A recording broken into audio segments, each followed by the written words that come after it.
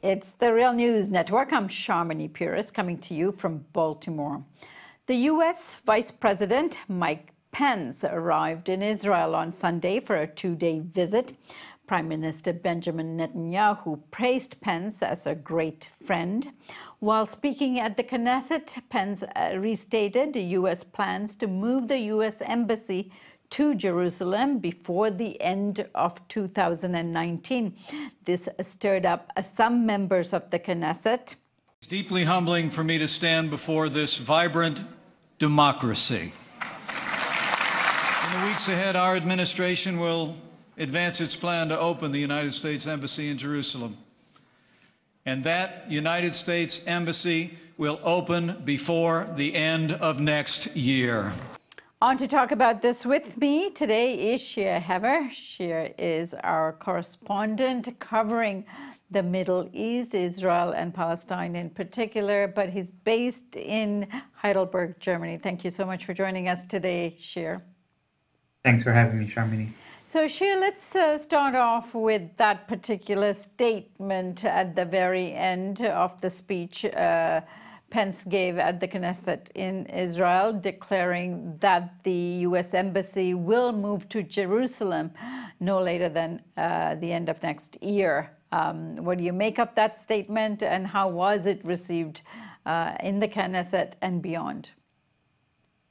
Well, this statement comes from a very low-key visit. Actually, the Vice President Pence came to Israel not on a large official business, and not as part of negotiating a peace deal between Palestinians and Israelis, because the Palestinian government is boycotting him and refuses to meet with him.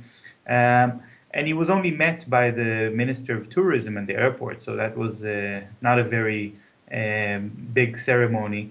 But I think while for President Trump, it was very important to mention this idea that Jerusalem should be seen as the capital of Israel, it was important for Pence to mention the issue with the embassy because of his own base, because of his own background within the United States. He's supported by various groups of right-wing, born-again evangelical Christians and Christian Zionists, organizations that have a very specific view about the Middle East and about what they would like to see in Israel-Palestine.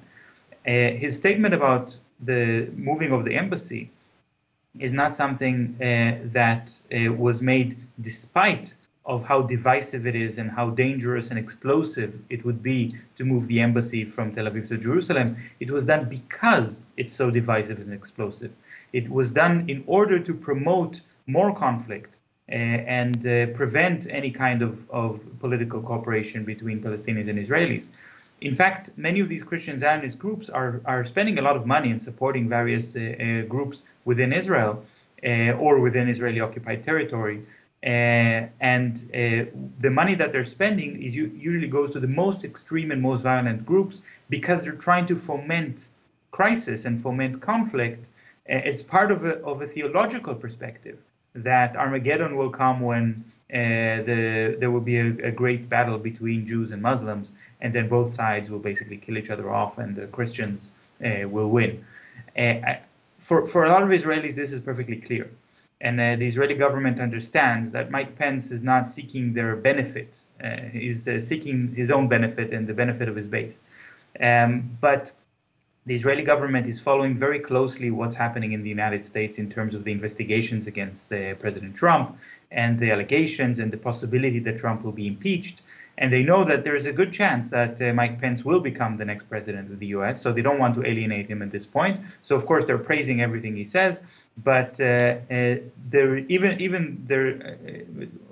though there's so much praise from the Israeli government about moving the embassy, the Netanyahu government is not going to make any benefit out of it. So, Shir, that turmoil at the Knesset, what was that all about, and who was protesting, and what were those flyers about? Well, right. The third largest political party in the Israeli Knesset is the Joint List. It's a list where Palestinian members of Knesset as well as Jewish members of Knesset work together. It's the political party which is mostly associated with the left, sometimes erroneously called the Palestinian Party or the Arab Party, although it's not exclusively that. And they protested Pence's speech, bringing up various flyers and signs demanding that Jerusalem will be recognized as the capital of Palestine. This is a party that officially supports the two-state solution and the establishment of a Palestinian state, although many of their members are actually skeptical and are considering the possibility of having one democratic state.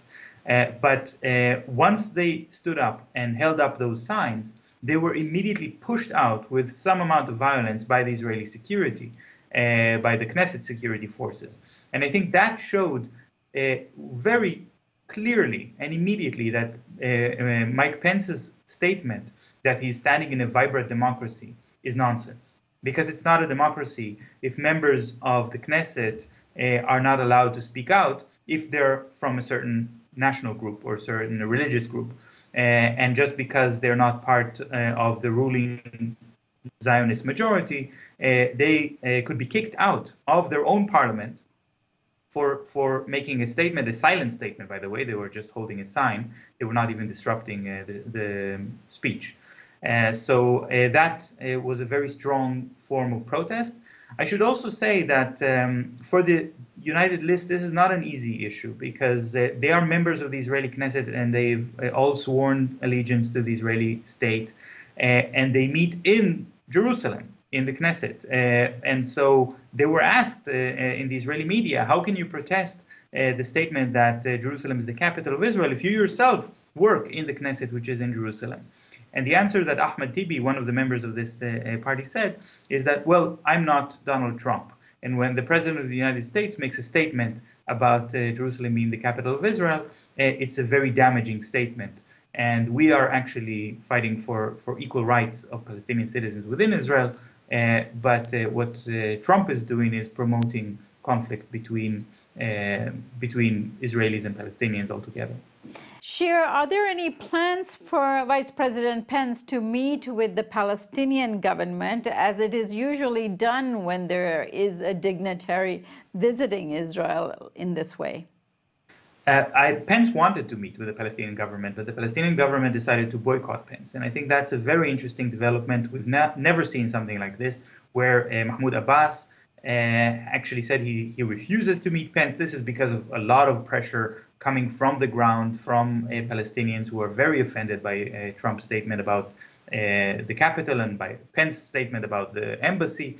And after Abbas announced that they no longer consider the U.S. to be a fair moderator between the sides, then there's no point in meeting with them to try to talk about negotiations because the United States cannot be trusted to take the Palestinian interests seriously. With Trump's declaration that the U.S., not just declaration, also an actual move to withdraw funds from UNRWA, from the main UN agency that supports Palestinian refugees, this was something that was seen as a very serious blow to Palestinians, a very vindictive act by President Trump.